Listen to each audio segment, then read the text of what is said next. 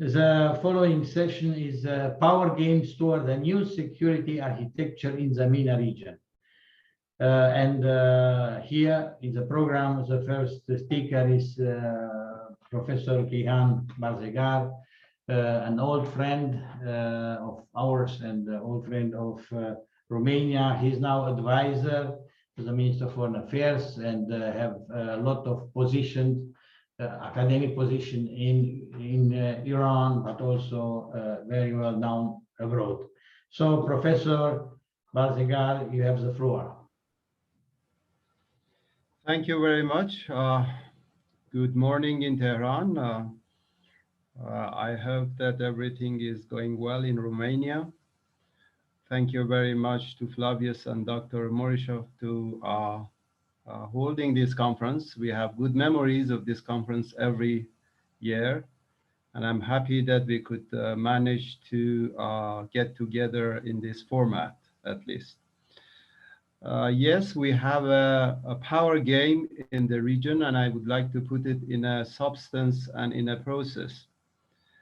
No doubt that we are witnessing a kind of turning point in our region, West Asia, in terms of how to balance between the two concepts of good governance, which relates to economic development and growth, or political development, and at the same time, national security, or the survival of the state.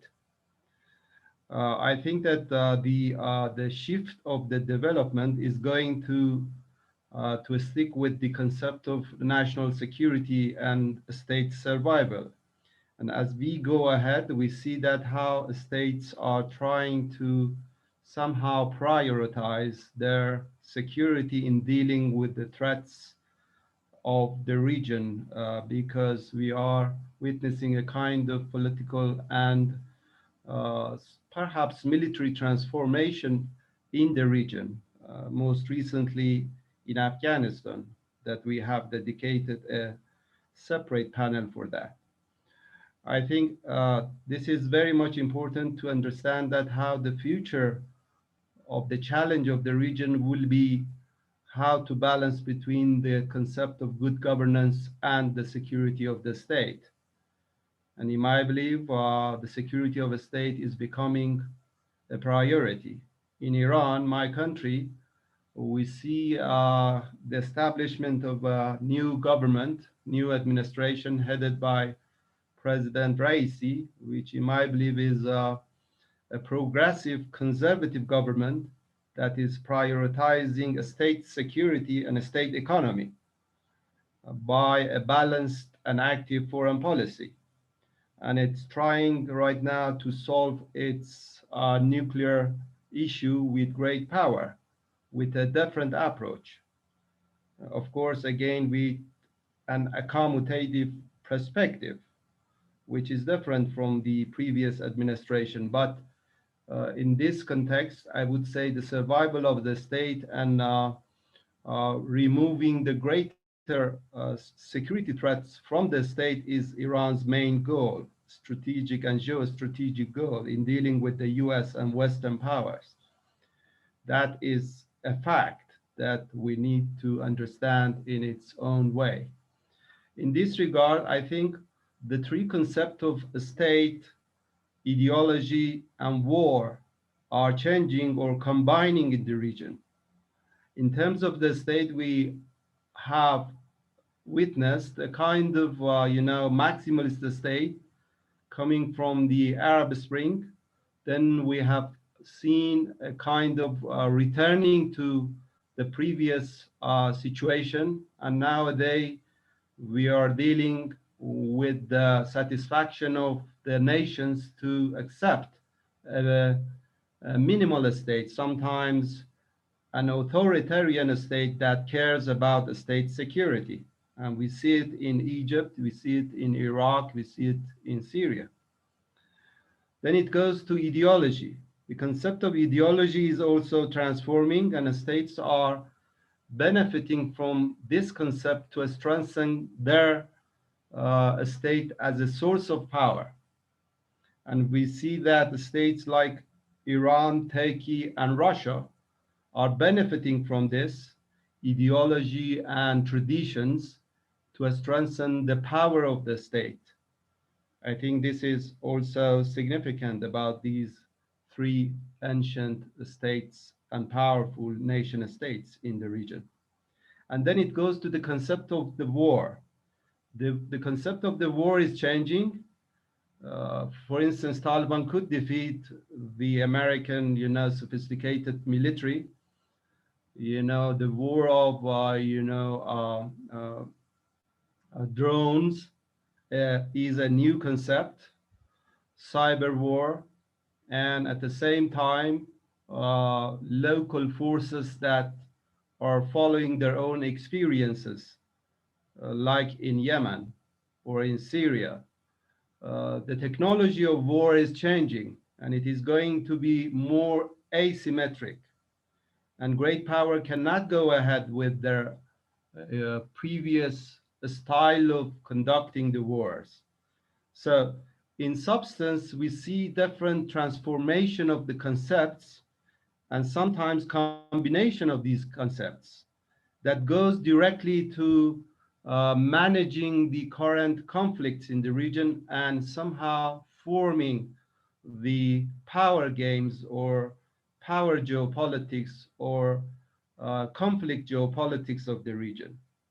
If we put it in the context, I can exemplify these three combined concepts in three current conflict geopolitics of the crisis in the region, starting by the Karabakh and Ultra Caucasus region. Here we saw that Azerbaijan won a war with the help of Turkey, but again, the reaction of Russia and Iran in the course of the time was different. Iran tried to not take the side of any of Armenia and Azerbaijan in this war, but at the same time, never allowed a change of geopolitics of borders in the region, not because of the fact of the growth of pan-Turkism in the region or the role of Turkey in this area, but in terms of not willing to change the geopolitics of border, because Iran see the northern part of its country as part of the regional supply chain of goods and politics. It cannot afford to change the borders, and it has somehow convinced the Russian to go to this way. Now the situation is quiet, and I think the two sides realize that they need to accept the reality of Russia and Iran in this region. And I think Turkey went too far in establishing or thinking to establish a collection of Turkish language states, because it is not according to the realities of the ground. These states have their own style of governing and a state structure, of course, and I think it's artificial to go in that direction. Even Azerbaijan, which is close, very close to Turkey, has its own power structure and way of governing its state. Therefore, we will not see this kind of pan-Turkish belt that President Erdogan in Turkey would want.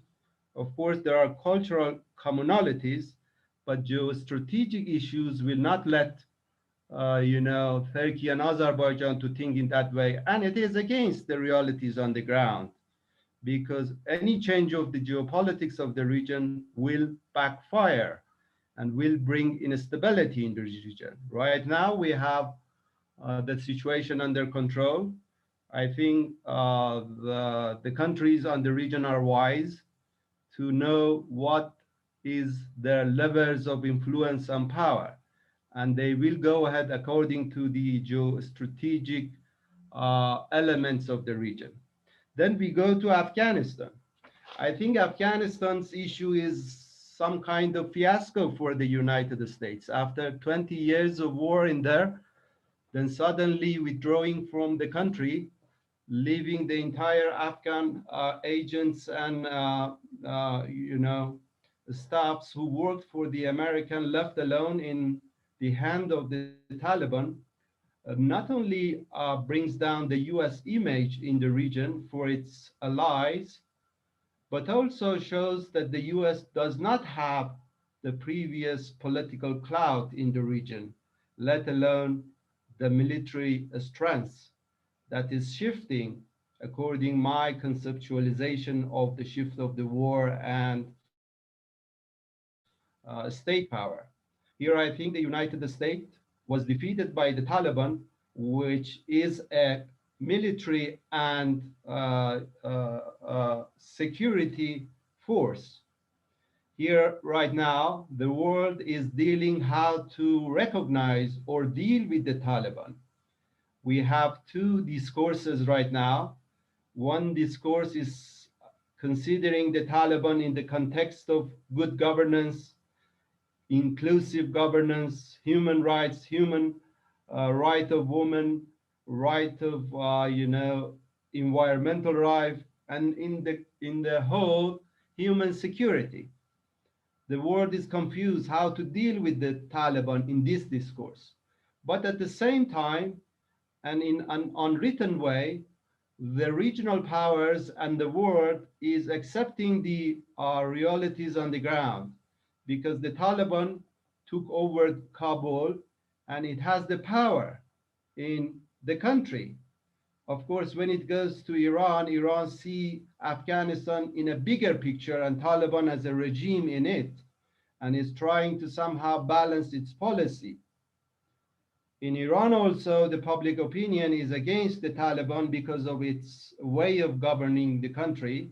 But at the same time, Iran is realistic to deal with the Taliban in an uncostly way to contain the Taliban, because I'm sure that one day the European countries would go to Iran and try to get the help of Iran to contain the Taliban's, uh, you know, uh, uh, uh, works or policies in the region. Sometimes it gets very violent because the nature of the Taliban is different. They don't know how to govern the country. They don't know how to govern foreign ministry. They don't have diplomats. So the situation is in Afghanistan very complicated. Right now, every state in its own specific way is trying to deal with the Taliban because they have geostrategic interest. This goes to my first point that how the region is shifting towards benefiting or preserving a state's geostrategic uh, uh, interests. China is working with the Taliban in an economic context. The US is behind the scene. Turkey is trying to weigh in the Taliban political issues. But the three main elements of Afghanistan's, future conflicts are Russia, Iran, and Pakistan. These three countries are being active on the ground. They have attachment with the country, and at the same time, they are the source of the source that the Taliban think that by them that they could manage to establish their own way of the state. Right now, we are talking. Iran is acting, in two ways context, as I mentioned. About 4,000 Afghanis are crossing the Iranian borders. They get visa.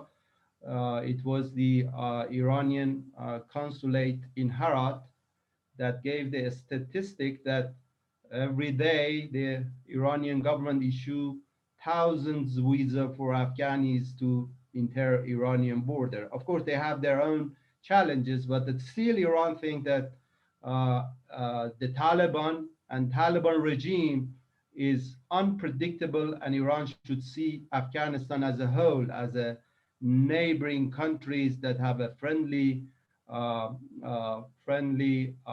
relations with the country and a state for long. And then we go, that this is my last point, then we go to the Levant area and the Syrian crisis. Last year or 2 years ago, we talked about this. We were some hesitant about the Syrian crisis and the future of the state. Right now, we can see that the state in Syria is stable. The government is, stable. Stability is coming back. Of course, in one region, still there is some instability. I think the Assad government has managed to stabilize the country. So the crisis is under the control. And then the good thing is that the connection between the Syrian crisis and Iraqi crisis is somehow separated right now because Daesh is gone. Iraq is in the process of a state building. So the situation in the Levant is more stable right now than 2 years ago. In Yemen also we see that the situation is going to a different direction. Saudi Arabia is definitely a loser in the war. It is trying to get the help of Iran to settle the situation in a face-saving way. Hopefully Iran and Saudi Arabia can cooperate to settle the Yemeni crisis because it's unfair for the nation and the people of Yemen to go in that direction. But we will wait and see how the situation would go ahead. Thank you, Professor. When I come back to my first point, I think the power game is based on how to balance between good governance and state security. And in this regard, state security is being prioritized by the regional politics. That was my point. Thank you very much. Thank you, Professor Barzegar, and I'm confident that you will continue this elaboration of these ideas in the next session. We received a request from our colleague, Dr. Shaban Kardash from Ankara University. He's at the airport and he has a plane, so we will make a little bit of change, and I ask the colleagues to accept. And now we'll be taking the floor for our colleague Basam Abdullah, and then Izvinite, Господин Konstantin Tretsev. Then we are inviting our colleagues from Turkey from the airport, and then we will follow with you. So now I have the pleasure to introduce our old friend, Professor Basam, Dr. Basam, Director of Central School of the Ba'ath Party in the Syrian Arab Republic, participant to our last edition in the last years, also in Bucharest. Thank you so much, Professor ABOABDOLAH. You have the floor.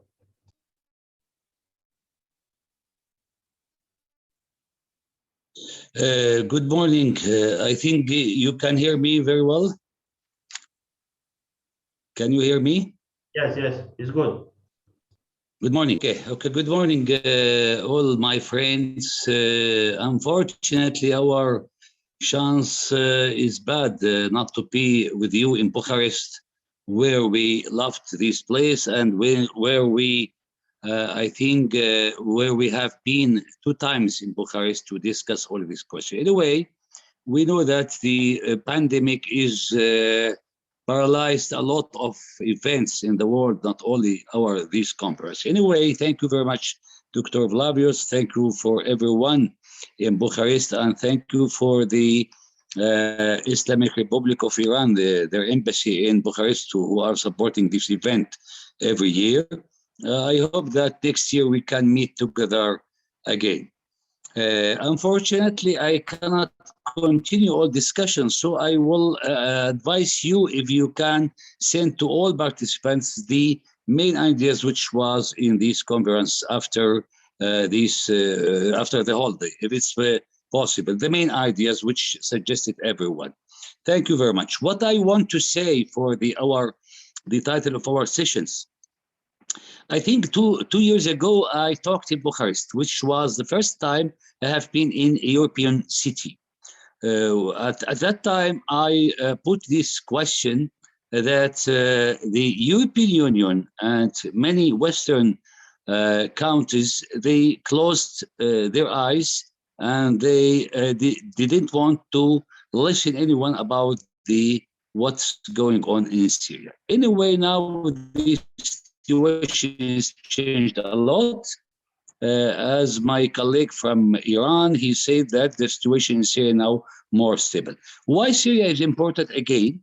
Because when we are talking about the balancing of powers, the Syrian war is a mirror for this balancing. Because in Syria, we can see the superpower or great powers like United States, Russia, China from behind, and we can see more main regional powers like Iran and Turkey, and from the south, Israel. From the first years of this war, the Gulf states who financed, like Qatar, who financed the war in Syria, as their former prime minister said, $137 billion they financed. Why Syria is important again?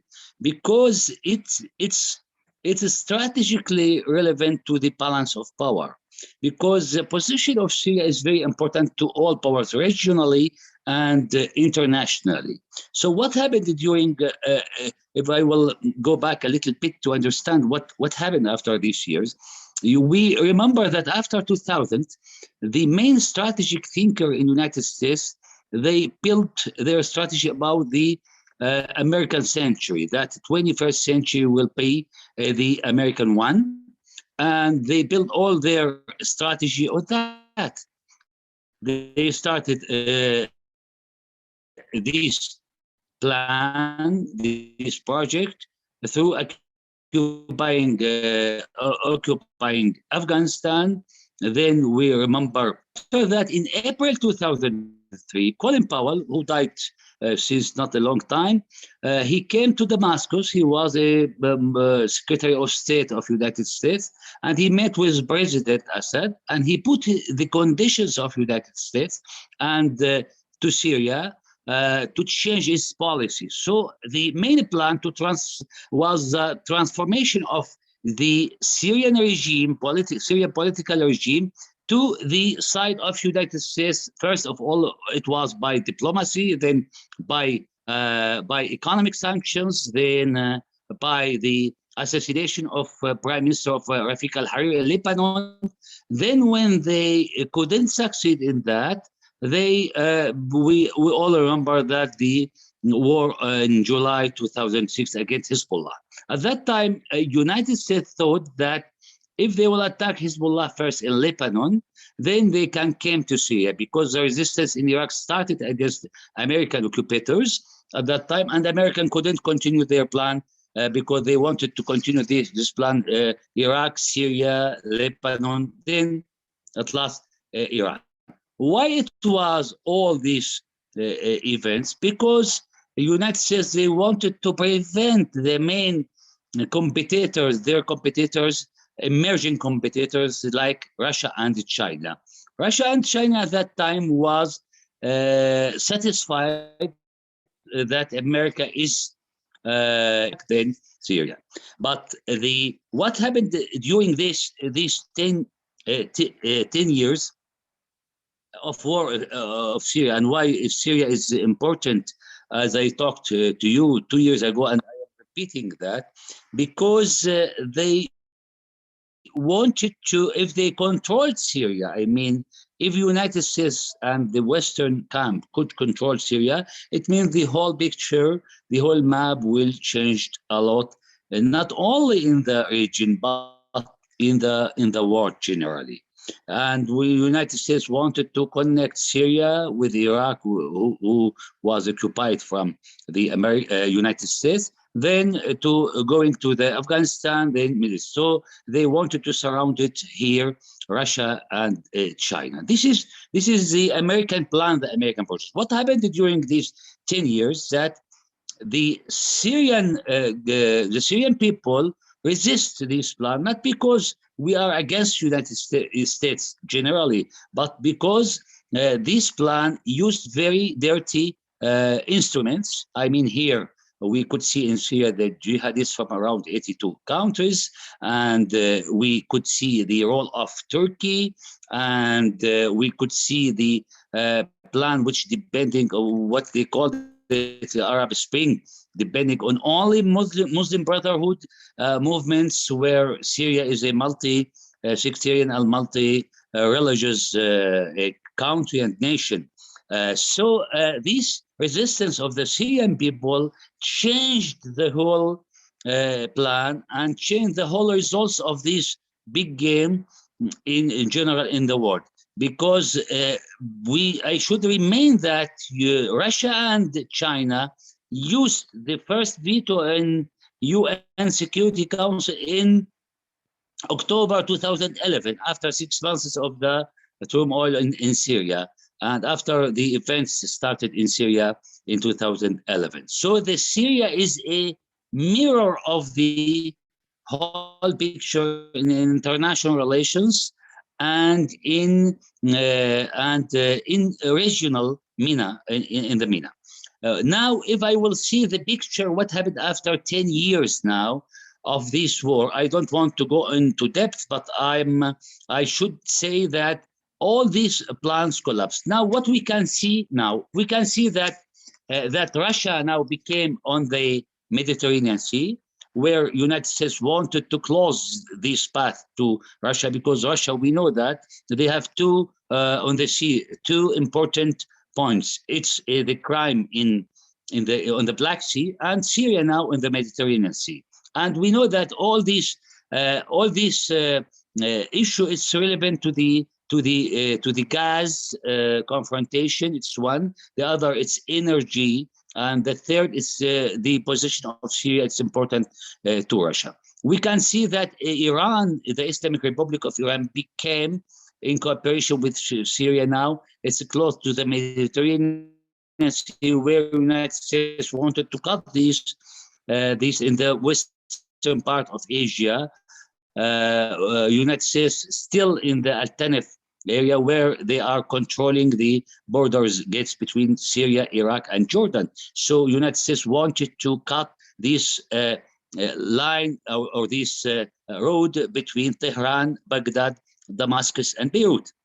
And if you will talk about this road, it's economic road. It's not as the United States saying that it's a road for transforming weapons and etc. No. It's a very important economic road, because if this road will be open, the China will be in the western part of Asia will be arrived to the Mediterranean Sea. And we should notice that the president of China, President Xi Jinping, he talked with President Azad last time, telephone conversation. Before that, he sent a message. And when President Azad was appointed, the Minister of Foreign Affairs of China, he was in Damascus. So the balance of 2 minutes, please. Yes, 2 minutes. I will finish. Now, what is the picture? First of all, the ideological confrontation in the region is finished. This is the first conclusion. We cannot confront each other by ideology. This is first. The second, that the Ottoman project is failed and collapsed, and Turkey and President Erdogan cannot continue his old plan through Syria, and this is finished. And I think he thought he should change his project, because for Turkey the only road, the shorter road in logistic, in geopolitical, it's from the north to the south, and other road for economy of Turkey there is no. So Syria is important to Turkey. The third point, that United States now is not the protector of anyone in the region after their withdrawing from Afghanistan. The fourth point, that the role of Israel now, it's a new one in the Gulf. Yes, there is the normalization of relations between some Arab states, but it's not meaning that Israel could be an important player. Israel in its security in a danger. There is resistance movements. there is the emerging power of Iran. Syria has its capability. So Israel cannot continue as apartheid state in the future. So they should, in the peace process, but through withdrawing from Golan Heights and from and giving the Palestinian their rights. So in the future, what I can see that we are seeing that there after the collapsing of the American project in the region, now America will go in the MENA. America will not withdrawing from the MENA. America will changing its instruments in the MENA through diplomacy, economy, intelligence, and a lot of instruments. This is first. Secondly, I think China will be in the MENA, and it's very important power. And I think either the Gulf states are rethinking in their old strategies towards China, and they will try to make a balancing between emerging powers. I mean, here China, Russia, and United States. The most important thing that main states, especially Turkey, they should change their strategies. And here I should mention the Arab states, because here in the region after the war in Syria, we can see Iran, emerging state, Turkey, Israel, but the Arabs is not on the map. So they should rethinking, and I think after 10 years of war in Syria, they are rethinking about that. So I think the last idea that that the balance of power, I think, is changed, starting from Yemen to Syria, and all main players, including Israel, they should change their strategies, and they rethinking about the concentrating on the economy first, because all peoples in the region are tired from the war. Concentrating on the development is important. The third, it's finishing with the confrontation, ideological confrontation. The fourth, it is to stop using Islam as an instrument in foreign policies in the region, because the region is looking for a development. Staying the question of Israel is not solving yet. Israel in a not easy situation, but anyway, if we will think about the future of the region, we should think about the peace. But the peace, it needs the will first. The second, to change the old mentality and thinking about the future. Thank you very much. Thank you so much, Dr. Basam ABOABDOLAH. And now you have the floor, Professor Saban Kardash. You are Associate Professor to Department of Political Science and International Relations at top university in Ankara, Turkey. So you are now ready to speak or ready to fly? We don't know. First speak, then perhaps fly, if I manage to get to the airport in Istanbul. Many thanks again for the kind invitation. I also apologize from the audience, because I am in the middle of a transit flight to Istanbul from Ankara. Some of the think tanks already started to hold physical meetings. As a matter of fact, this is gonna be my second physical meeting, strategic forum to attend. So hopefully this particular forum will be also able to organize in-person event next year, so that we can get to see each other in person as well. But again, still, this is also a great success to be able to connect virtually. I am gonna talk about the regional security architecture from a Turkish point of view, but more from a conceptual point of view. I was planning similar to my friend Kayhan's perspective. First, I would love to briefly talk about what I see, how I understand the regional security order, and then I will talk about the Turkish position.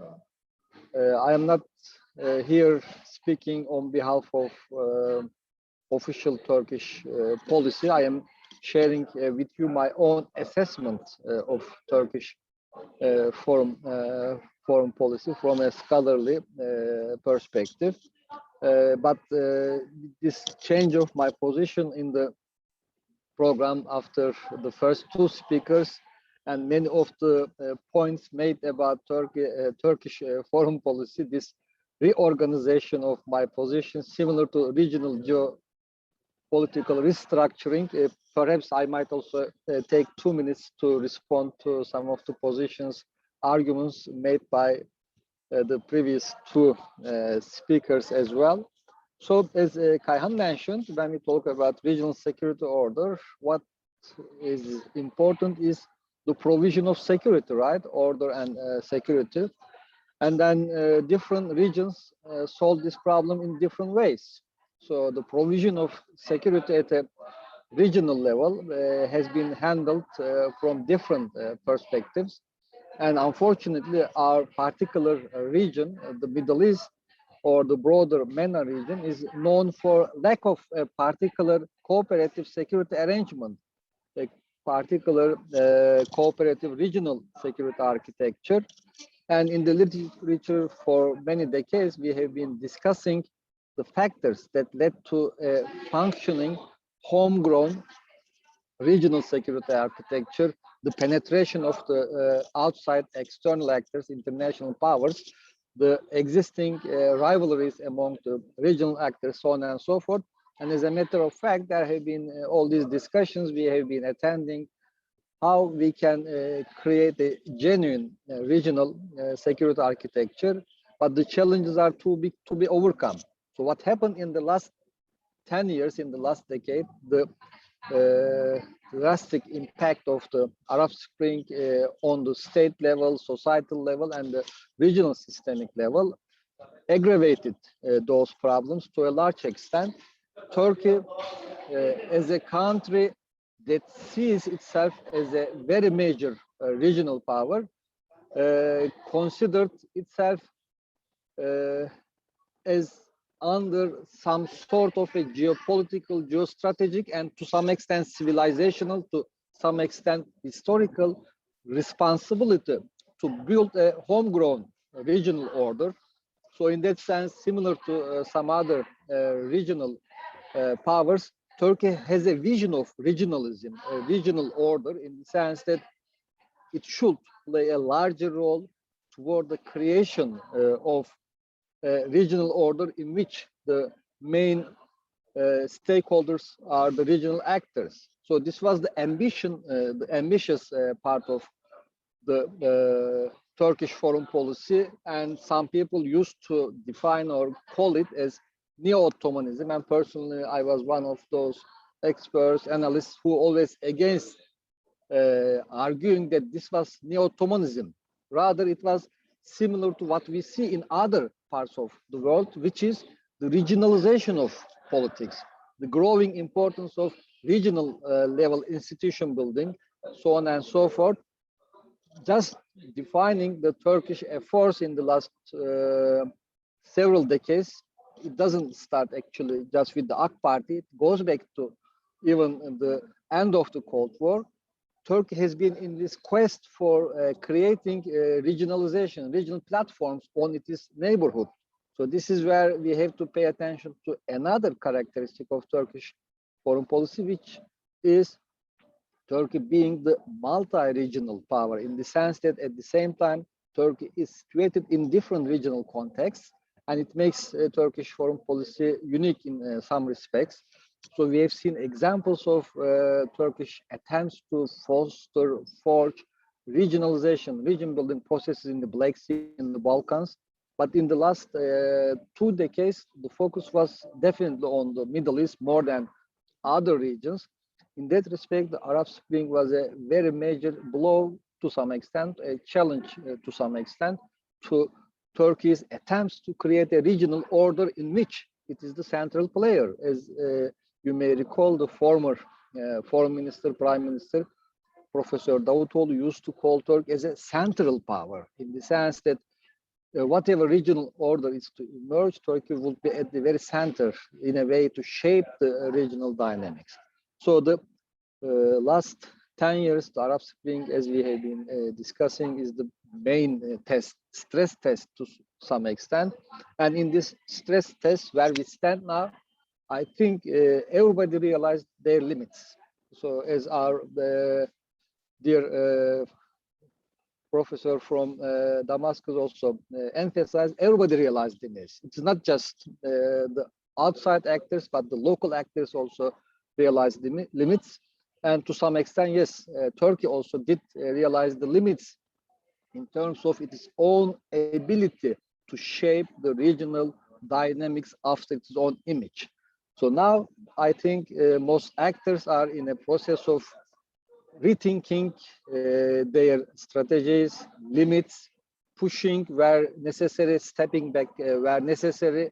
The kind of points made earlier about the Caucasus context by Kayhan, so on and so forth. So we are in this transition phase. But in this transition phase, what is important is the lessons learned in a positive or negative sense from the experience of the last 10 years during the regional transformation, the capabilities of the internal actors in terms of dictating their own agendas, the ways in which clashing agendas come to conflict with each other, and the intentions and capabilities of the outside actors to get involved. So briefly coming to Turkey, without taking so much time in this discussion, Turkey, in a sense, sees itself from the perspective of the governing party and the current foreign policy culture, strategic culture, as we have also discussed last year in this forum, the strategic autonomy, the concept of strategic autonomy is still the main paradigm that shapes Turkey's approach to regional affairs, in the sense that it wants to expand its room of maneuver in the region. It wants to advance a certain geopolitical agenda in the region. And sometimes, yes, this agenda may be seen as aggressive. Sometimes this agenda may be seen as expansionist by other actors, but in its own understanding, Turkey sees that it's a major actor in its own neighborhood, and it has the autonomy. It wants to expand its autonomy to realize this agenda.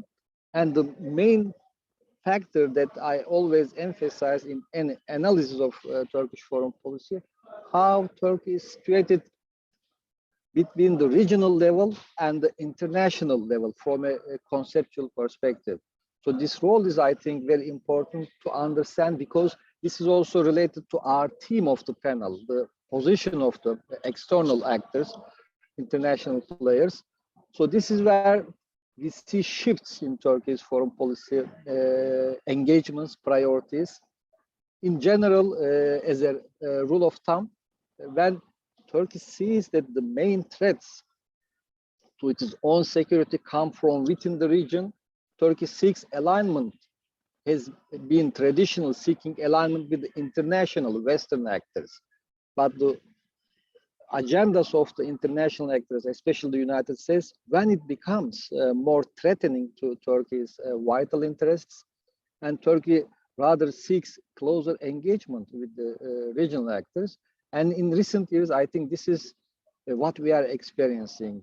So the transformations in the broader US grand strategy, the tensions arising in US-Turkish relationship has positioned Turkey in a situation where it perceives the United States as a major source of instability and threat to its own basic interests, not only in the Middle East, recently in Eastern Mediterranean to some extent, so on and so forth.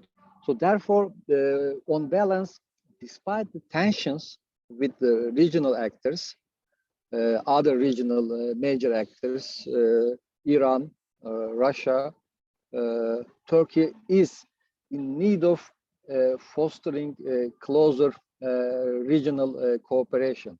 In the last couple of years, the tensions observed with... 1 minute, please, yes? Okay, definitely. The tensions Turkey observed in terms of its relations with the Gulf countries and the new realignment in the East Mediterranean also further alarmed Turkey that its room of maneuver strategic autonomy was declining, and as a result, in the current phase for Turkey, the main motivation is to manage the tensions arising, the threats coming from the US, build a competitive, cooperative relationship with Russia and Iran, and ease the existing tensions with the certain countries, the Gulf countries, Egypt, Israel to some extent. Therefore, in recent months, I think we are in the midst of a major geopolitical reorientation, and this is the main focus. But eventually, the bigger test still remains there. Can we create a regional cooperative security order? And we have seen that in the last 10 years, creating such a cooperative order is beyond Turkey's own ability, capability to realize. So it also adds another layer of urgency on Turkey to re-engage with the regional actors in a deeper sense, and this is what we are seeing, I think, in recent years. I could stop here. Thank you so much, Professor Kalash. Have a safe flight, and we will stay in contact for further opportunities of cooperation. So thank you. I will keep listening to you, but I may not be able to, I will take the shuttle now. I may not be able to stay for the Q&A, but I will keep listening to you. Thank you so much. Thank you. Thank you.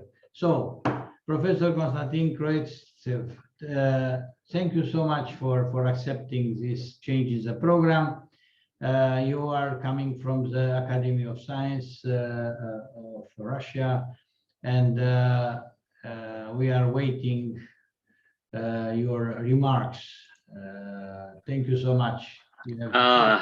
Well, I also want to express my deep thanks for the organizers of this interesting conference, and for giving me a chance to participate in it.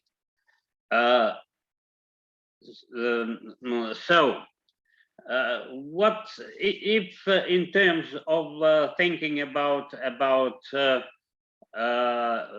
well, the architecture of the current situation in the region, and the role of both global and regional players in what is happening, I would try to express the following. Speaking about the global players, I would like to use the following formula. The global presence in the Middle East can be described as the presence of the Big Four plus, by plus I mean the European Union. Why so? Well, the Big Four is the United States, Russia, and China. These three are mentioned by almost everyone, but I would also add India as a growing global power, and especially that we notice in all the conferences we have here in Russia, that Indian presence starts to be more and more active, and that shows that India is having more and more interest to what is happening in the Middle East.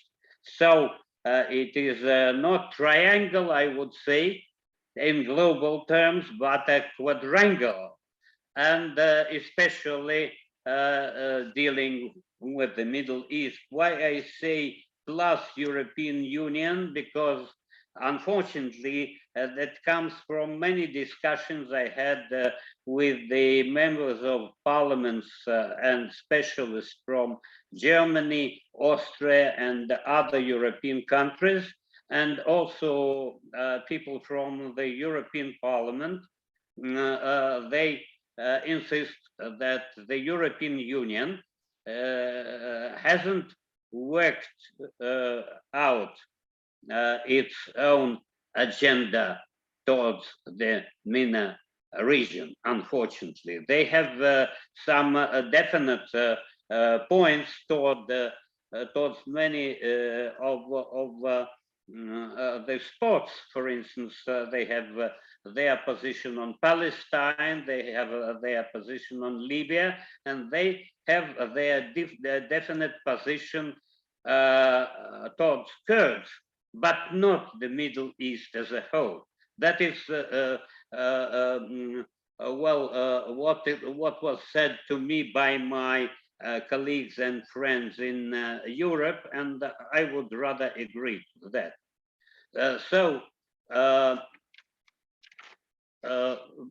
Speaking about the big four, it should be said that the problems of MENA region actually are falling out of the first priorities of such countries as the United States and Russia, because the priorities of the United States now are Pacific and also Europe, although they firstly stress the matter of Pacific, but also it is quite evident that military political presence of US in Europe increases, while in the Middle East it relatively declines. That doesn't mean that they are intending to leave the MENA region absolutely out of their attention, and here I agree with my friend Basam Abdallah that their presence should be for a long time at least still there in the Middle East, but the point that it declines, it influences upon the general atmosphere of what is going on in the region. Russia's main priorities are Europe as a whole, especially Eastern Europe, Caucasus, and Central Asia. So primarily the parts of the former Soviet Union, but the issue of Middle East is very important in terms of Russian security, because the region is directly connected with the Black Sea, with the Caucasus, with the Caspian, and with Central Asia. So that's why, of course, it's a vital problem for Russia, connections with the Middle East, and here that explains Russian presence in Syria to a big extent, because the Russian bases in Syria are directly connected with the link of the Black Sea. China also, its main preoccupation is Pacific, but both for Russia and India, the MENA region is very important because of resources, because they are the most important beneficiaries from oil and gas resources in the Middle East now. But the presence of China may be described as, a smile of a Cheshire cat, when the cat is not present, but the smile is present in the region. So, not so big direct political and military presence, but still very definite interest in what is happening in the region. India's preoccupations are South Asia Indian Ocean, but still India is connected by the Indian Ocean very tightly with the region. For this reason, we can see that as the presence of the United States relatively declines, as the presence of Russia, although Russia now has unprecedented good relations with all Arab countries, for instance, and the countries of the region, without exception, I would say. You cannot see any country with which Russia doesn't have good relations now, including all the Arab countries, including Israel, Turkey, and Iran. But at the same time, its presence has limits, and I would say that Russia has neither intention nor ability to try to drive the United States out of the region. So these are limits of Russian presence and the presence of the other big countries. These situations, makes more space for the activities of the local players, and that is one of the reasons why it led to the elevation of the role of some of the regional countries, but I would say not Arab countries. Speaking about the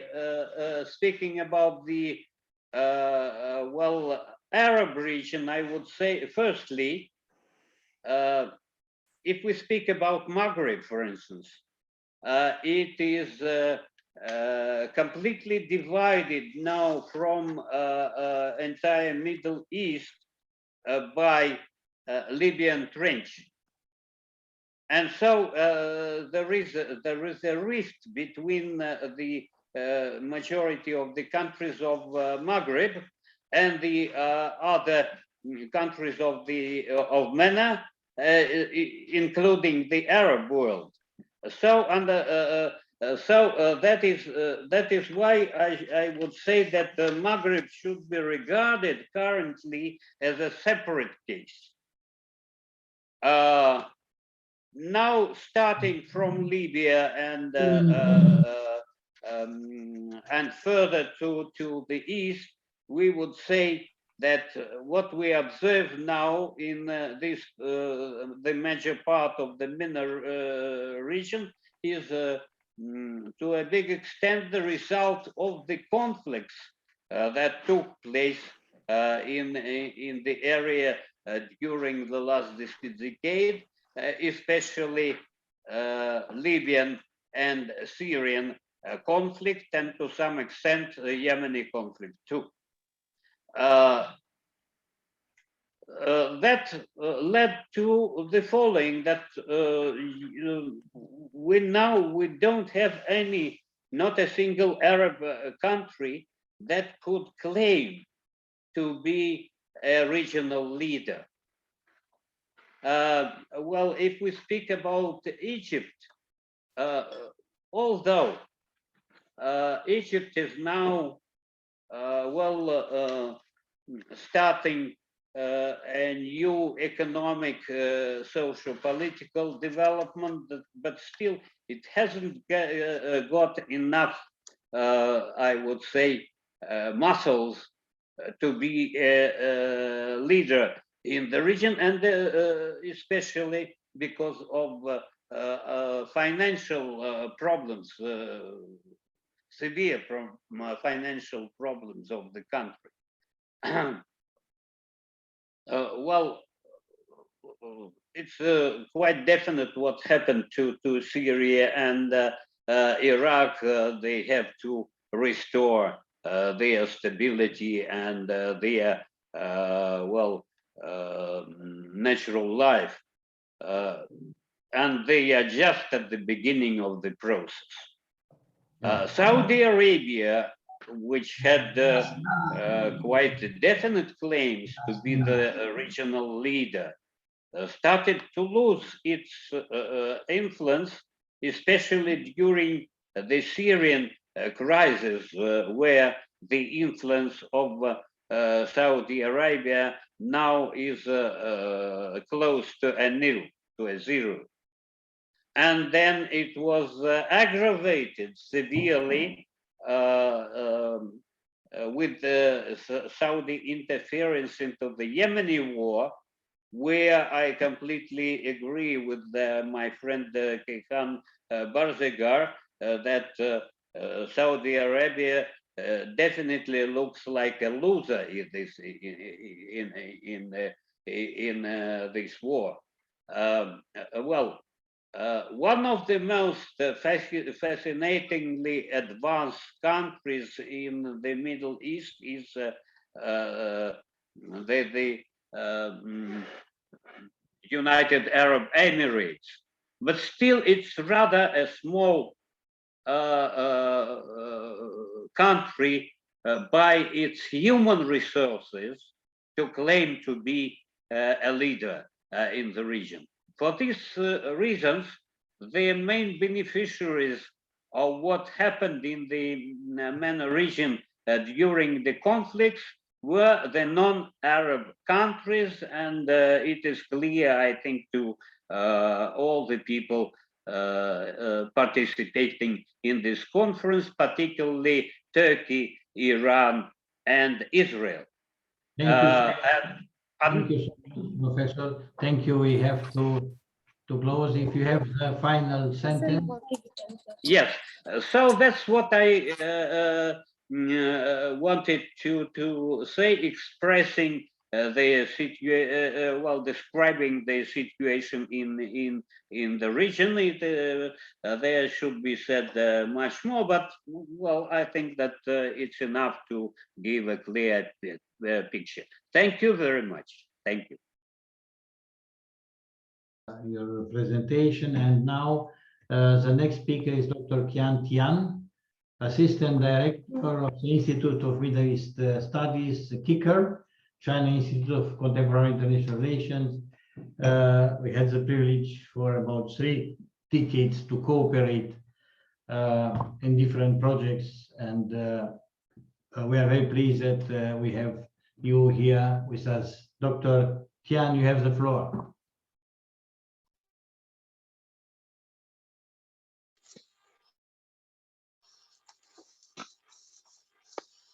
Hello.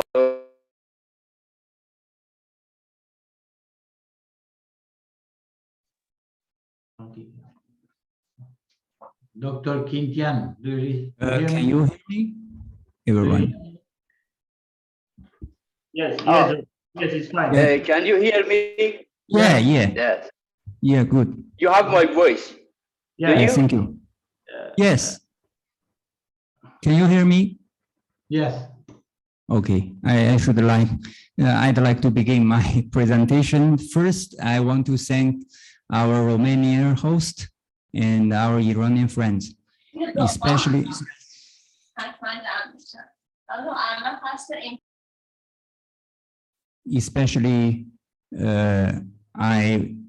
I'd like to appreciate our Romanian friends because I know that Romania has always had been playing a very important role between Europe and the Middle East for almost the last half century, and Romania had been a good channel between China and Iran when the two countries was going to establish formal diplomatic relations in 1970s. So my presentation will be divided into 2 parts. The first part is what I observe as the 2 biggest trends relating to the MENA region this year. One is that what I would like to call detente happening in this region. We have seen this year, US and Iran is sitting at the negotiation table again, while the hope of reviving JCPOA is relatively declining, but we should say that the negotiation track is still available. And we have seen that Saudi and Iran are re-engaging with each other. And the Saudi-led countries had ended the blockade against Qatar early this year. And recently, UAE and Turkey are reapproaching again. Not to mention that our Syrian friends had mentioned earlier that the Arabic countries once opposing Syria regime are now trying to reconnect with the Bashar regime. So this kind of collective detente is what we haven't seen for, I personally think, for at least a decade. So this is the first trend. The second trend is that the global green transition, or let's say energy transition, is greatly impacting MENA countries. In the regional countries, especially oil producers, are doing massive efforts to adapt to this transition. So what's the end state of this transition? It must be very complex and unstable.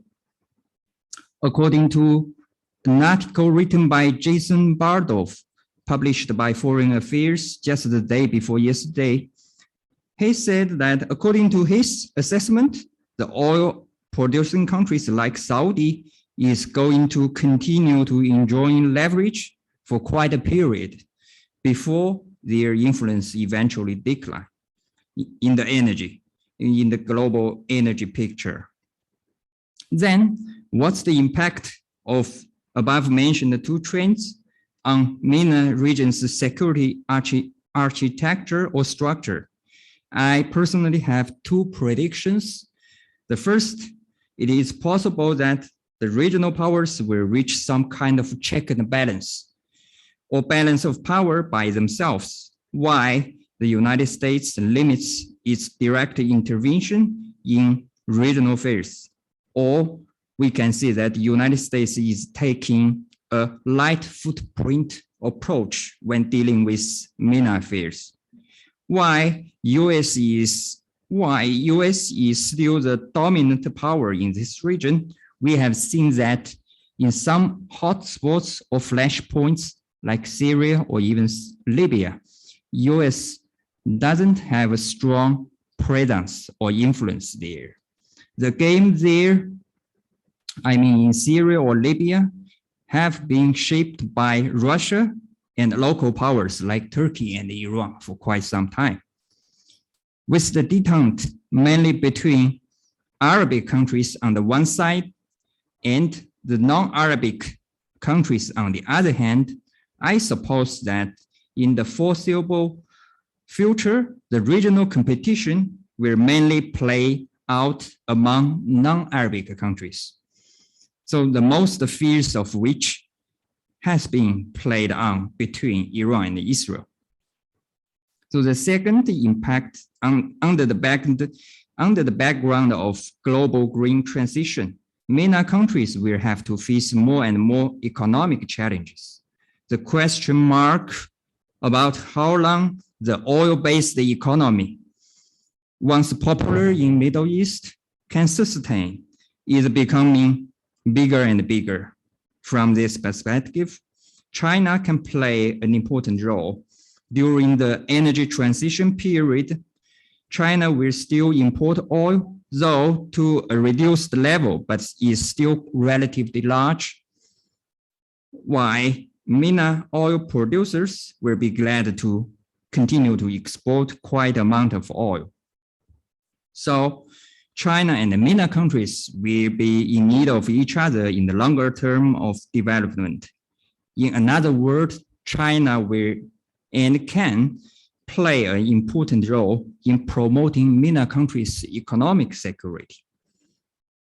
To conclude, according to my unmature assessment, MENA's security architecture could be composited from 3 dimensions. In the macro level, US is still the largest security provider to this region, while gradually giving regional countries more autonomy. In the micro level, regional powers' role will be more and more substantial as the status quo of Syria conflict has shown. And in the economic level, China and Asian countries like India or some other Southeast Asian countries can be a more positive force, if I may say, than Europe and the US. So much for my speech. Thank you very much.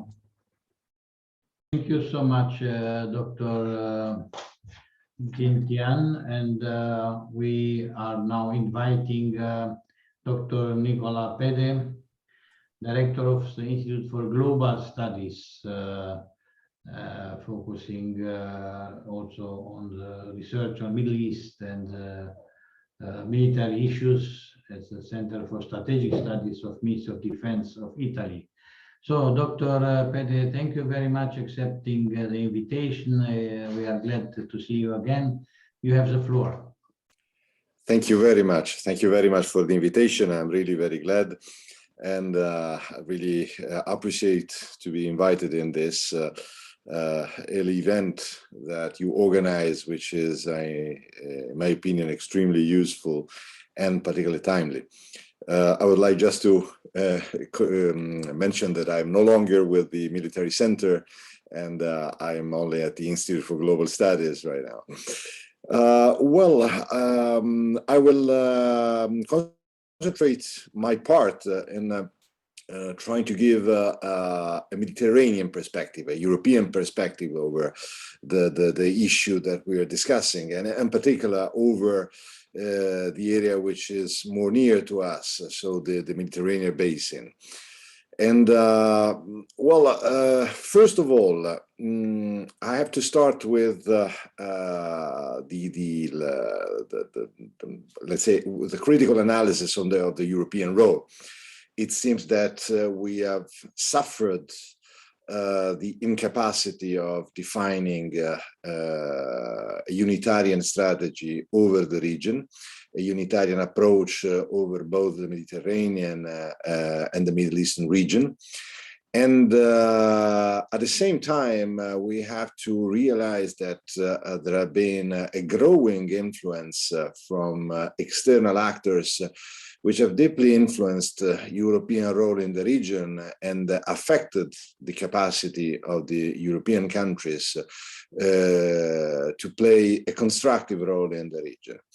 There are several examples where we can identify these critical partners of the Europeans, and I think that Libya in the Mediterranean is certainly the most evident in this phase, and my country, Italy, is not exempt from responsibilities and let's say, and the lack in the definition of an approach which could have provided a much better and more suitable role in the definition of the solution of the crisis. Well, the perspective, in my opinion, from Europe is characterized by several factors. And first of all, the most important is this perception of a changing role of the United States in the region, which several analysts consider, let's say, a complete reshaping or a redefinition of the US role in the Middle East, or a lack of interest of the US in the region. Well, it's difficult to think that there is a lack of interest from the US point of view in the Middle East, both in the Mediterranean area, in the Levant, and in the Persian Gulf. There is certainly a change in the posture. there is certainly a decrease in the military posture of the US in the region, but I think that there are few changes in political terms, in terms of the political interest of the United States toward the region, the economic interests of the United States in the region, especially in, let's say, contrasting some of the key elements of the global US strategy, and in particular, the Chinese role in some of these areas, the definition of the economic interest connected to the Belt One Road initiative in the Mediterranean, in the Red Sea, and in the Indian Ocean, but also of the Russian presence, the growing Russian presence in the Levant and in the Mediterranean. So from my point of view, it's difficult to describe the new American posture as a declining posture or a decrease in their capacity. There is certainly a new approach under this new administration, but we haven't seen a real decline in terms of the overall interest of the US toward the region. On the other side, there are several elements which are characterizing the crisis we are dealing with, which are still there, and which seems to be largely ignored by the international community. And in particular, the economic aspects which are shaping the crisis in most of the regions are still unaddressed, continuously affecting at a social level the societies we are dealing with, and unheard by most of the local government and by the external counterpart in the region. We have a common trend all across the region, and there are headless movements which are characterizing the protest in Algeria, in Tunisia, in Lebanon, in Iraq. All across the region, we have a quite common pattern in the social protest, which on the other side is unheard by the political elite in the region and not considered or not properly considered by international actors. So this basically means that we are making the same mistakes we have done 10 years ago at the beginning of what it has been called, probably improperly, the Arab Spring. So we have ignored certain phenomena and certain elements coming from the society. And the impact is of what happened in the following decade is quite clear, is quite visible in front of our eyes.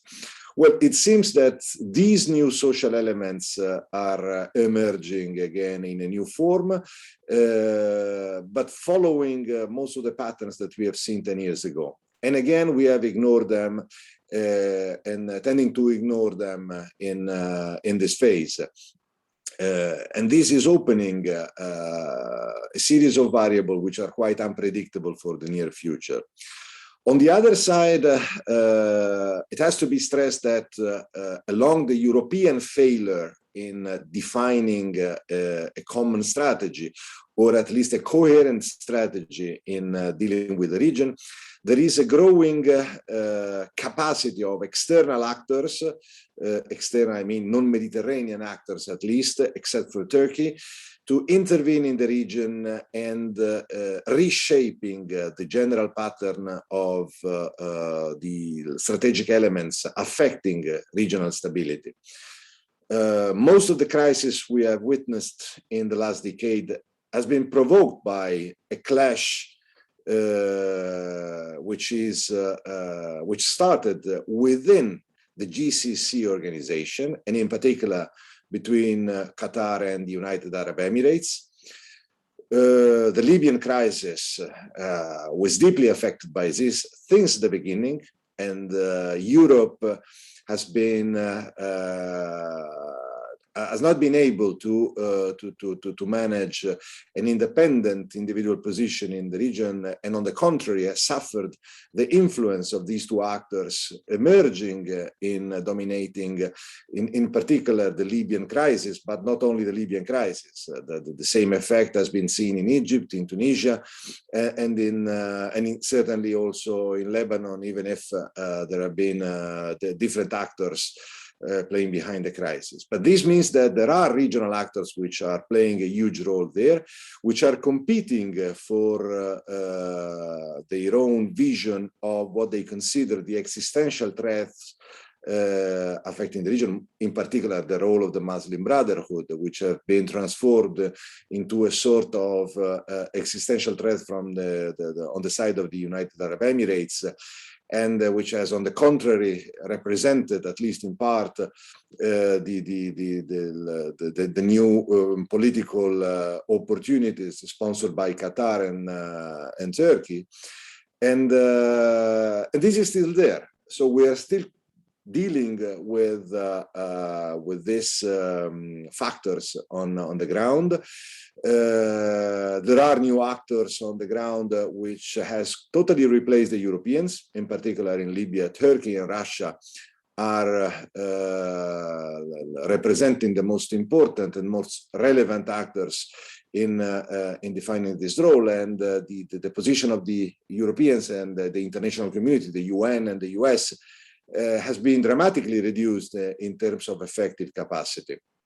And this is part of an evolution that has characterized the entire region in the last decade, and which have been largely,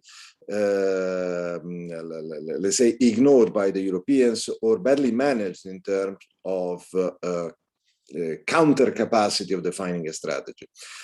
So that it's difficult to see what it could happen in the foreseeable future, because also these new actors are seems at least not to be ready and willing to cope with the social phenomenon, with the social issues which are reshaping this region. So basically, what both Russia, Turkey, the United Arab Emirates, and Qatar in particular are doing there is replicating the kind of mistakes which have been already done by the Europeans and United States 10 years ago. And this is not offering a picture of potential solutions for the foreseeable future. It's difficult to consider what could happen, not only in Libya, which is of course probably the most critical elements of this crisis, but also in countries like Tunisia or Lebanon in the foreseeable future. What the Eastern Mediterranean crisis could provoke and could bring on the table of the international community in the foreseeable future. And it's certainly not visible a European capacity of participating in this debate with the proper strategy and with the proper set of solutions. So just by sending a final comment on my presentation, most of the let's say elements of crisis that we had seen reshaping the region 10 years ago are still there, unsolved, increased in their capacity. The perspective from the European side is, in my opinion, still linked to a narrative which is partly ideological and partly political, strongly linked to the issue of migration, to the risk of terrorism. The only, let's say, approach which have been applied by the US and the Europeans on the ground has been securitarian, where according to the principle of no stability without security, we have invested only in military terms in the region, while the opposite is true. No security is possible without stability. So we have totally failed in providing economic and political stability in the region. And this is our own part of the responsibility. It's the biggest part of the largest part of our set of mistakes that we have done there. what we fear, I think, from a European point of view, is that the new actors which are actively playing in the region in this moment and which are dominating the political and military scene are replicating the same mistakes which have been done by the Europeans 10 years ago, with the possibility of an evolution which is unpredictable, but certainly not positive, at least from my point of view in this particular phase. Thank you very much again. Dr. Pede, also for introducing the European perspective, what we have not discussed about an absent actor. It's my personal opinion, which is European Union. And I wonder if the coming French presidency will bring a new vision about the region, about MENA. And I recommend to you to look to this new paper of Egmont, which is with the title Calm Before the Storm. So we have a special session, EU and MENA, where we have the chance to discuss. But in any case, thank you for introducing this perspective of European presence and quite a silent actor, a stealth presence of European Union in the region. So we have the last speaker, Professor Davud Kiani. Professor Kiani is vice president of the Institute of Iran and Eurasia Studies, and also professor at Islamic Azad University. Dr. Kiani.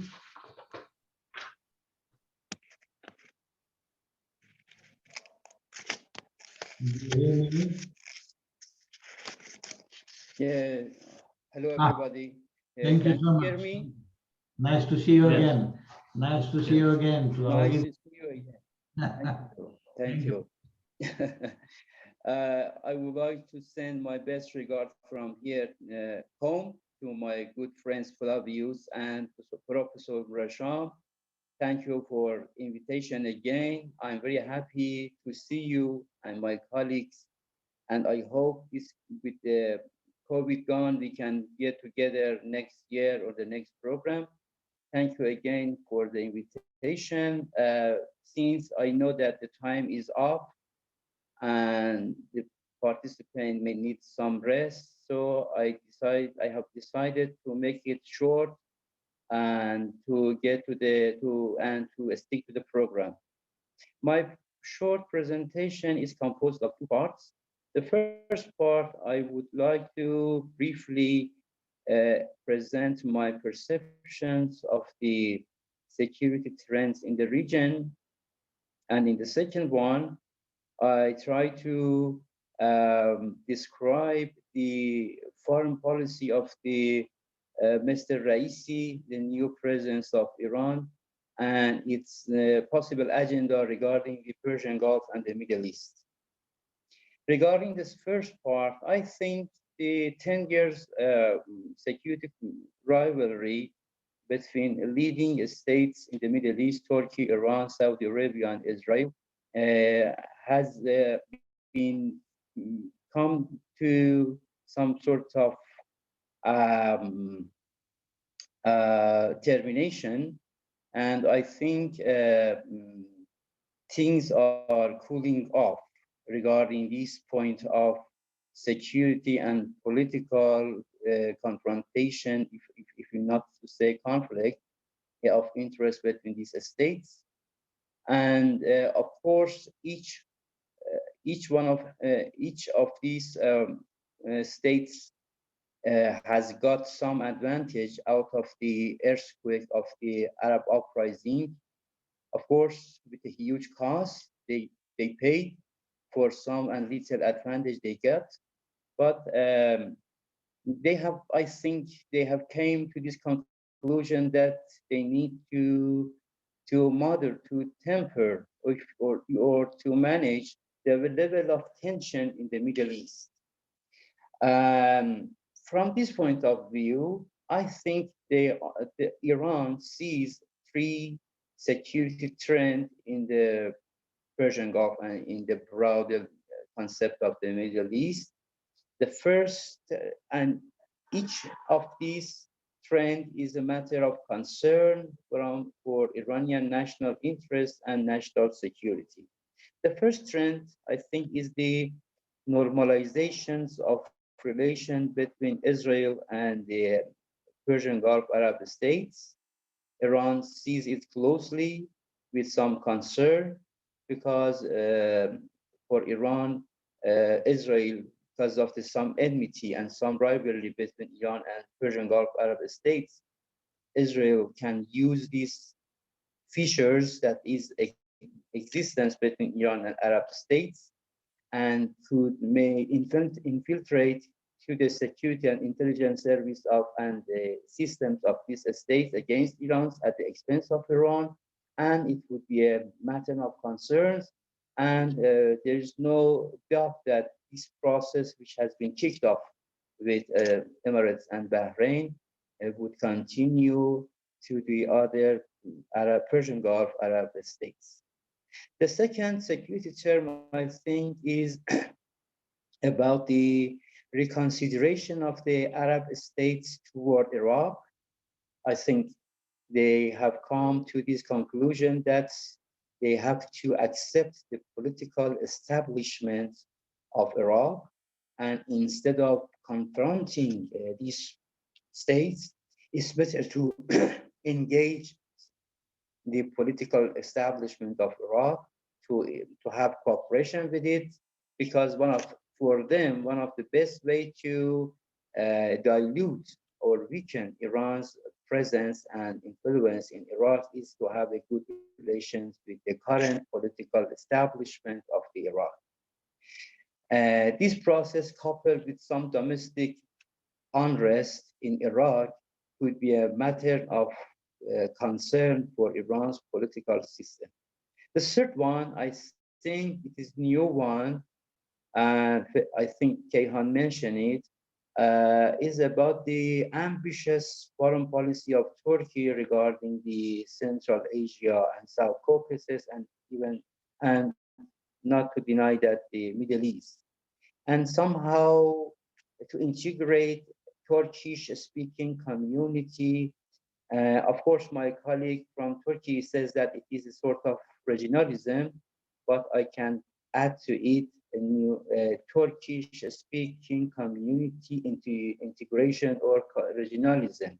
Yes, it is regionalization, but in the traditional way, in which include only a Turkish-speaking community, which could ignite some sort of geopolitical rivalry in the region.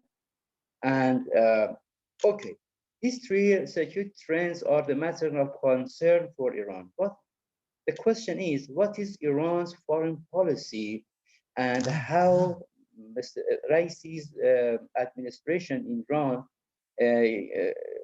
can cope with these political and security trends in the region, and how Iran's new administration can affect the balance of power in the region. I think there are three track of foreign policy that a new government in Iran has taken. First, to diffuse the level of tensions with the neighbors. It has been kicked off with Saudi Arabia. We know that there are some round of talks between Iran and Saudi Arabia in Baghdad. It most presumably would continue, and Iran has decided not to increase the tension with Saudi Arabia. And then most important than Saudi Arabia is Iran's activeness towards Central Asia and South Caucasus. It started with Taliban. Iran, after many years of negative approach to Taliban, and despite some sensitivity toward Iranian domestic opinion toward Taliban, we know that some of Iran have not yet forgotten the bitter memory of Taliban. Then, despite some resistance in Iranian domestic opinion, Iran decided to accept the victory of Taliban over the previous government, and to in a company with China, Russia, to accept and to engage with the Taliban new government. And it increased to Central Asia, Tajikistan, Turkmenistan, gas agreement with these states, and to even Azerbaijan Republic, despite some clash of interest between Iran and Azerbaijan Republic, Iran decided it is not good time to have a harsh policy toward aggressive foreign policy of Azerbaijan Republic, highly backed by Turkey. And despite, I mean, new neighborhood policy of Iran requires some sort of detention policy with the neighbors, despite the fact that Iran's believe that this Azerbaijan's foreign policy toward Armenia, toward the bilateral relation with Iran is so aggressive and so ambitious, but it's not time to have to interrupt this new neighborhood policy. The second one, the second track of new government in Iran's foreign policy is a new percept or looking to the east policy. And in the framework of the new looking to east foreign policy, China and Russia is paramount, are so important, and Iran's because of lack of optimism in Iran toward the United States and Western Europe, has invested hugely on China and Russia to stand maximum pressure of the United States. The problem with the Russia and China is that the question is, are they ready to take Iranian side at the expense of the other players, I mean Saudi Arabia, Israel, or Turkey? I'm totally doubtful about the willing of the China and Russia to take Iranian side in a strategic manner, in somehow to change the balance of power in Iranians' favor. We know that we have a very successful project with Russia over Syria, but it has finished, and there is no any serious and huge mutual or common project with Russia, in a way that from this project, the bilateral relation between Tehran and Moscow would be strengthened. And China also has some. Can you please 2 minutes. Thank you. Okay. China has also his own reservations in this regard. I have to jump from this point and then come to the last point. The last point is about the GCPOA. You know that the GCPOA somehow acts as a leverage and as a weakness for Iran regarding the foreign policy.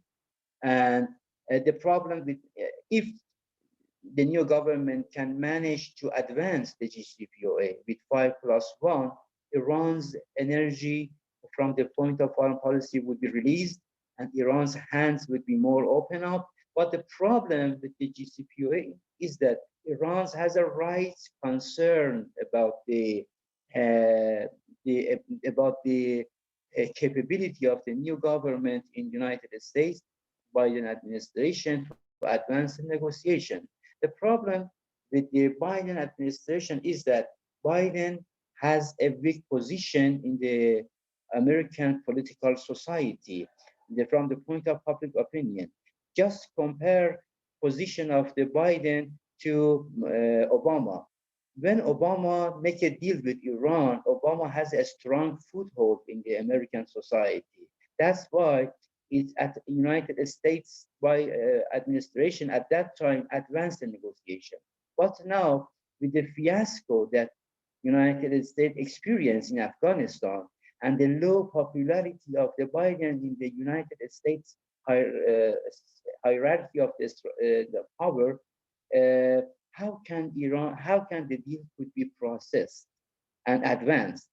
And the second matter of concern regarding the JCPOA is that, okay, we paid the price of the US exit from the deal. Okay, we want to make a deal with the United States and other players in the world. Okay, who can guarantee that the Trump pass would not be followed by the new president in the United States?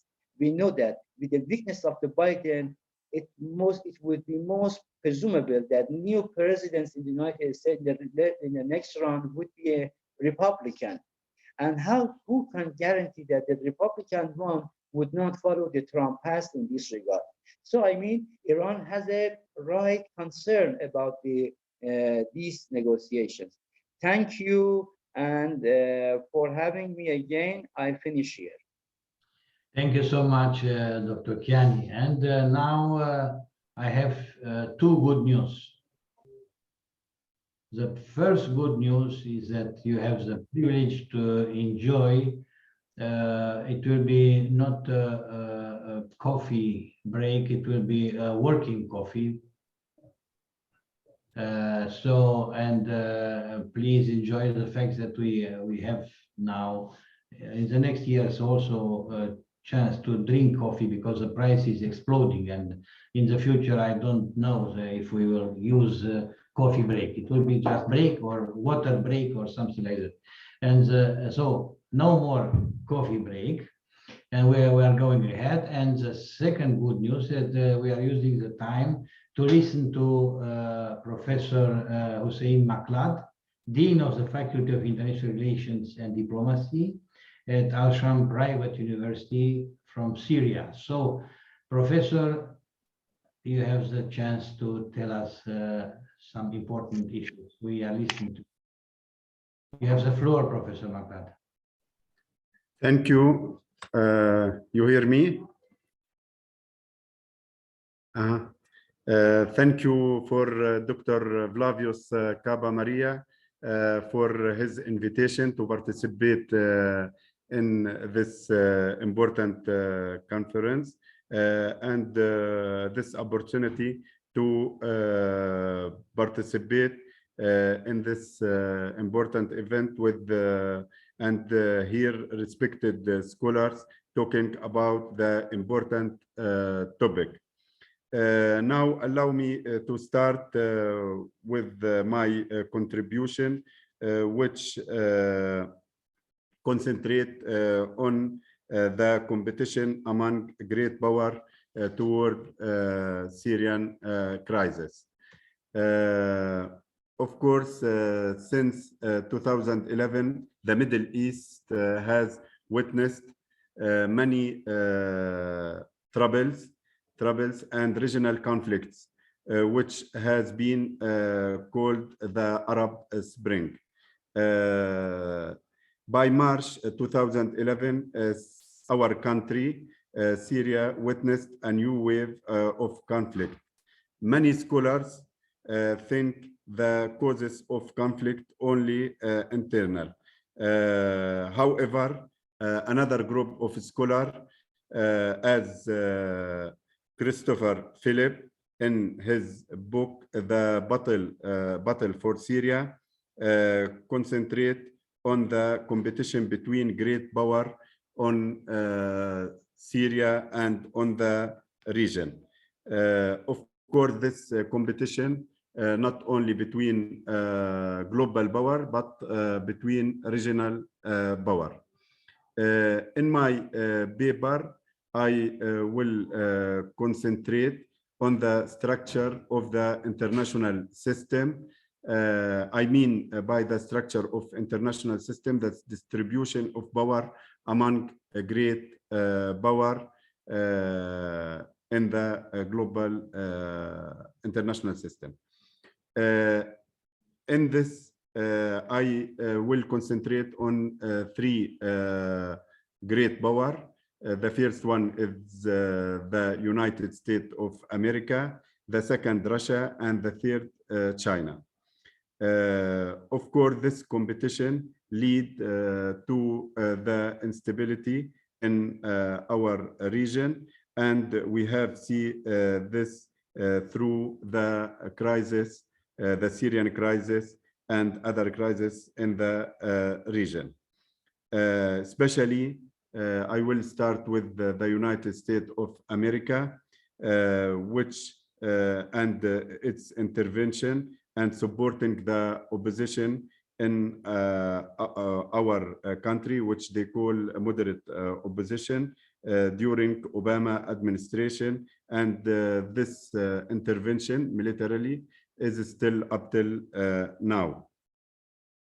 On the other hand, I will concentrate on Russian. Of course, Russia support the Syrian government and intervene in Syria in 2015 and still the main player in the Syrian crisis.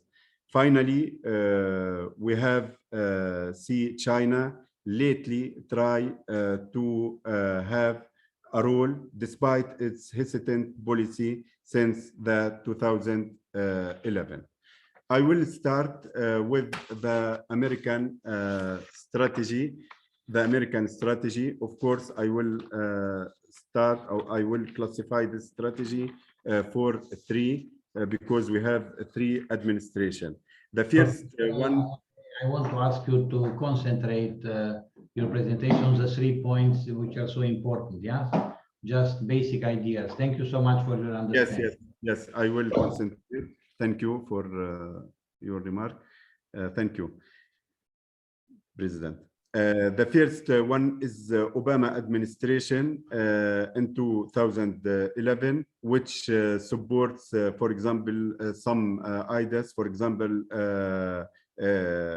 they support the moderate opposition, and but we know that Obama administration face an opposition from Republican to intervene in Syria. This made this administration to choose the middle solution through not intervening but supporting the moderate opposition with arms and money, which lead to the militarization of Syrian crisis and to transform this conflict from small conflict to an open conflict. If we talk about the second administration is Trump administration, we know the link between Trump administration and the Jacksonian approach, which say that the United States, America first, and the United States only has to use force to preserve its vital interest. Regarding to Syria, Trump administration critics to Obama limited war in Libya and his red line in Syria, and make full sense in terms for losing face and staining America in international image. From this point, we see that Trump used the federal paper to pressure on Syrian government, in addition to impose sanctions on the Syrian government. On the other hand, we have the third administration. The new administration is the Biden administration, which choose going back to liberal hegemony through exporting democracy and spreading liberal ideas. Of course, there is a difference between Trump and Biden because Trump administration see Russia as isn't a threat of United States. is bringing Russia closer to the American, and they hope to contain China and Iran through cooperating with Russia. But in new administration, or in Biden administration, we see that there is a concentration on China. They see China as the important player, and they think that they can cooperate with China. There is a difference. Trump cooperate with Russia against China. Now we see that that Biden concentrate on cooperating with China and containing Russia. This is about the American, or the role of America. The second strategy is Chinese strategy towards Syrian crisis. I said that since the beginning of the Syrian crisis, China chose to neutral and not intervening in the Syrian crisis. But now we see that there is good relations between Syria, and this strategy continued through the whole decade, with minor change when China used vetoes against American resolution in the Security Council. The third strategy is the Russian strategy towards Syrian conflict. Since the beginning of the Syrian war, Russia found this as an opportunity to intervene in the Middle East, especially with the hesitant American administration. However, Russian yes, wait until 2015 to intervene militarily in Syria. The Russian intervention has changed the balance of power in the Syrian crisis and make the political solution is more suitable. Of course, the policy here, I think Russia is used two tools. It used, or two approaches, to use the realist approach in international relations through its military intervention, and now it used the second approach, is liberal approach, through its role in making peace in Syria. And Russia now is a main broker in Syria between opposition and Syrian government. The instability in our region and the vacuum of power in our region, I think all that related to the competition of power, global power and regional power. Of course, I don't have the time to shed light on the regional power, but this is in the conclusion. Thank you for this opportunity. Thank you, Professor McClelland, bringing his this perspective from a private university in Syria, and as a Dean of International Relations Faculty. We wish you all the success for the continuity of your activities here. Now it's sort of end of our session. I want to thank so much to all the speakers. It was a very important contributions and inspiring ideas, which will be very useful for the next discussions we'll have in the, next to the coming sessions. Now it's